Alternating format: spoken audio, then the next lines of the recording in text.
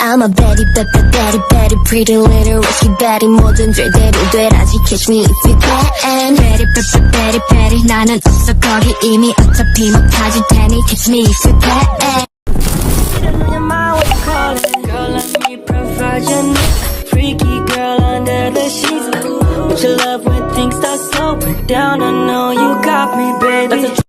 Assalamualaikum warahmatullahi wabarakatuh. Halo sahabat mahasiswa, kembali lagi ke Studio Podcast Pendidikan Non-Formal. Perkenalkan, saya Reta Meliani dengan NVM A1J0520, Program Studi Pendidikan Non-Formal Universitas Bengkulu. Nah, di kesempatan kali ini dengan tema bedah buku dengan sistem penjaminan mutu. Kebetulan saya sendiri akan membedah buku ini, semoga tetap menarik dan bermanfaat ya. Baiklah, kita kembali ke laptop. Buku ini ditulis oleh seorang penulis buku yang bernama Dr. Agus Zainal Fitri, MPD, pada tahun 2022 yang diterbitkan oleh Mandani, Jakarta Timur. Dan buku ini terdiri dari subbab pembahasan dan 228 halaman. Buku ini memberikan gambaran dan penjelasan mengenai sistem penjaminan mutu pendidikan secara komprehensif, mulai dari aspek filosofis, normatif, dan praktis yang diambil dari best practice. Sebagai perguruan tinggi yang telah mengimplementasi sistem penjaminan mutu, baik mengacu pada standar nasional maupun internasional. Di sini teman-teman pastinya kita bertanya-tanya, mengapa sistem penjaminan mutu itu penting? Nah, jadi sistem itu sendiri merupakan susunan dari unsur-unsur yang tergabung dalam satu kesatuan yang utuh.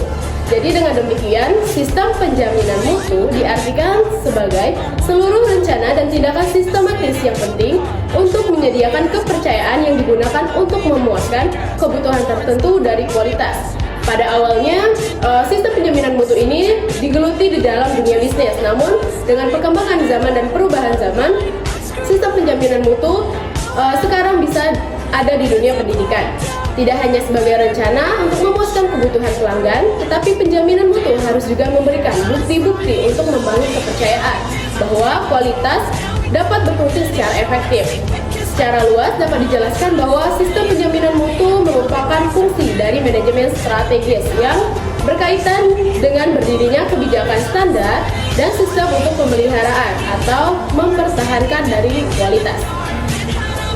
Lalu, bagaimana dengan sistem penjaminan mutu pendidikan atau SPMP? Berdasarkan Peraturan Menteri Pendidikan Nasional Nomor 63 Tahun 2009 tentang Sistem Penjaminan Mutu Pendidikan. Mutu pendidikan ialah tingkat kecerdasan suatu bangsa yang dapat dicapai dari adanya penerapan sistem pendidikan nasional. Pendidikan mutu pendidikan merupakan kegiatan yang dilakukan secara sistemik oleh satuan atau program pendidikan, penyelenggara satuan atau program pendidikan, pemerintah pusat, pemerintah daerah, maupun masyarakat dalam rangka menaikkan tingkat kecerdasan kehidupan bangsa melalui sebuah pendidikan. Yang karena itu, penjaminan mutu adalah sistem dalam manajemen mutu. Selanjutnya, sistem penjaminan mutu pendidikan itu dibagi menjadi dua. Yang pertama itu ada sistem penjaminan mutu internal atau SPMI, dan yang kedua ada sistem penjaminan mutu eksternal atau SPME. Baiklah, untuk sistem penjaminan mutu internal merupakan yang dilakukan oleh masing-masing satuan pendidikan dengan memperhatikan masukan dari unsur eksternal. Meski demikian, keputusan untuk mempertimbangkan tetap ada pada satuan pendidikan yang bersangkutan. Penjaminan mutu pendidikan akan dapat dilaksanakan dengan baik dari sekolah ataupun dari yang bersangkutan. Penjaminan mutu pendidikan juga akan dilaksanakan dengan baik bila sekolah terbiasa melaksanakan sistem penjaminan mutu pendidikan atau SPMP dalam mengimplementasikan manajemen di sekolah. Selanjutnya itu ada SPME atau sistem penjaminan mutu eksternal, di mana maksudnya adalah kegiatan penjaminan mutu mulai dari akreditasi karena dilakukan oleh lembaga di luar yang independen melalui kredibilitas, profesionalitas, dan kewenangan untuk mengakreditasi. Jadi keberadaan akreditasi dipandang penting karena menunjukkan kepercayaan masyarakat untuk memilih lembaga pendidikan sebagai tempat anak-anak mereka menempuh pendidikan. Selanjutnya ada pun pembahasan mengenai ISO atau sistem penjaminan mutu berstandar ISO. Jadi di buku ini membahas tentang ISO merupakan singkatan dari International Standardization Organization yang berarti standar organisasi internasional. ISO sendiri merupakan standar internasional yang mengendalikan dan mengarahkan organisasi agar dapat mencapai tujuan target mereka. Standar yang dibuat oleh ISO diadopsi di berbagai negara di dunia ini dan digunakan sebagai standar. Nah, jadi apa sih manfaat dari penerapan ISO itu sendiri?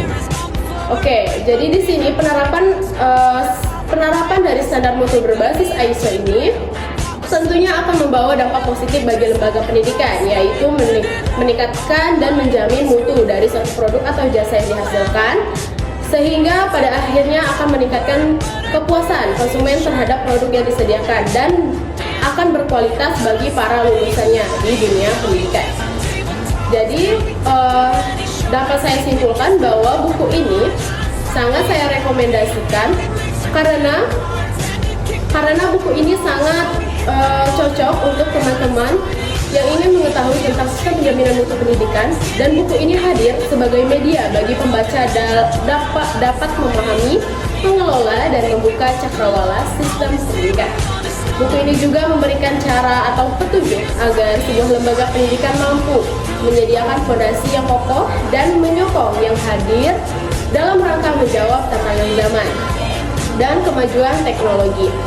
Dan buku ini juga akan mengantar pengetahuan pembaca pada tataran hakikat penjaminan mutu dan implementasi berbasis ISO.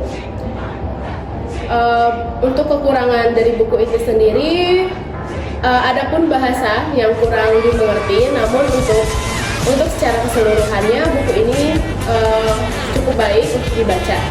Baiklah teman-teman, terima kasih yang sudah menonton. Mohon maaf jika kurang sempurna, dan jangan lupa komen, like, dan subscribe. Wassalamualaikum warahmatullahi